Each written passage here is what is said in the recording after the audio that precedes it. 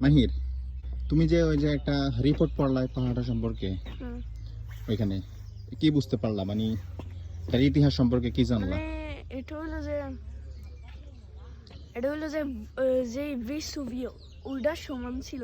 এটা ওই আগুনটা নিভা যায়, তারপরে এটা আস্তে আস্তে ছোট হয়ে যায়, মানে ইয়ে হয়ে যায়। মানে অগ্নিকাণ্ডটা নিষ্পত্তি হয়ে যায় নাকি? হ, তারপরে এটা এরকম মোট 3 ধরনের পশু আছে। এটা হলো একটা হ্যামস্টার, মানে ইঁদুর মতন দেখতে একটা প্রাণী।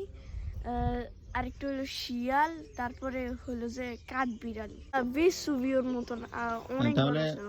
এটার মূল সারসংক্ষেপ হলো যে এটা ভেসুভিয়ান পাহাড়ের মতোই একটা পাহাড়, আর ওইটা কিন্তু ওইটা এটা থেকে মানে ছোট। আকারে ছোট। বা ভেসুভিয়ান পাহাড়ে যেরকম আপনার অগ্নিকাণ্ড হইতো, আগুন বাইর হইতো, লাভা বাইর হইতো, ঠিক এটাতেও হইতো। বাট ভেসুভিয়ানটা এখনো সক্রিয় আছে অগ্নিকাণ্ড, কিন্তু এটাটা এখনো সক্রিয়, মানে সক্রিয় নাই, ডিঅ্যাক্টিভ হয়ে গেছে।